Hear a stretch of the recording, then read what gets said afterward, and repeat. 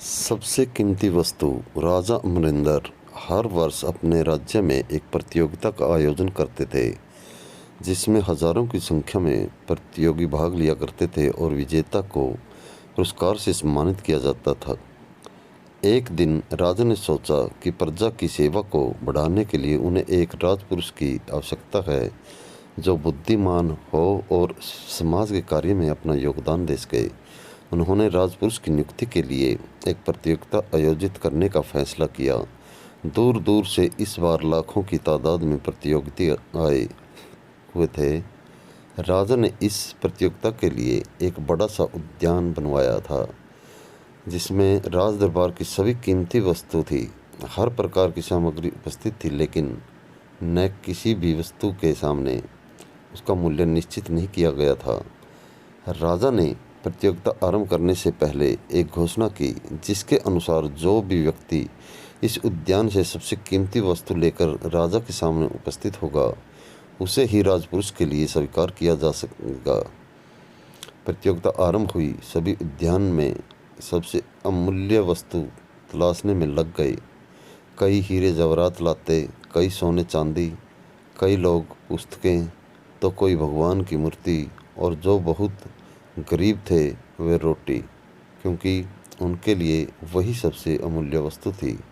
सब अपने अपने क्षमता के अनुसार मूल्य को सबसे ऊपर आंकते हुए राजा के सामने उसे प्रस्तुत करने में लगे हुए थे। तभी एक नौजवान राजा के सामने खाली हाथ उपस्थित हुआ। राजा ने सबसे प्रश्न करने के उपरांत उस नौजवान से प्रश्न किया, अरे नौजवान, क्या तुम्हें इस उद्यान में कोई भी वस्तु अमूल्य नजर नहीं आई? तुम खाली हाथ कैसे आए हो? राजन, मैं खाली हाथ कहाँ आया हूँ? मैं तो सबसे अमूल्य धन उस उद्यान से लाया हूँ। नौजवान बोला, तुम क्या लाए हो? राजा ने पूछा। मैं संतोष लेकर आया हूँ महाराज, नौजवान ने कहा। क्या संतोष इनके द्वारा लाए गए इन अमूल्य वस्तुओं में से मूल्यवान है? राजा ने पुनः प्रश्न किया। जी हाँ राजन, इस उद्यान में अनेकों अमूल्य वस्तुएं हैं, पर वे सभी इंसान को क्षण भर के लिए सुख की अनुभूति प्रदान कर सकती हैं। इन वस्तुओं को प्राप्त कर लेने के बाद मनुष्य कुछ और ज़्यादा पाने की इच्छा मन में उत्पन्न कर लेता है, अर्थात इन सब को हासिल करने के बाद इंसान को खुशी तो होगी, लेकिन वह क्षण भर के लिए ही होगी। लेकिन जिसके पास संतोष का धन है, संतोष के हीरे जवाहरात हैं, वही इंसान अपनी असल ज़िंदगी में सच्चे सुख की अनुभूति और अपने सभी भौतिक इच्छाओं पर नियंत्रण कर सकेगा। नौजवान ने शांत स्वर में उत्तर देते हुए कहा।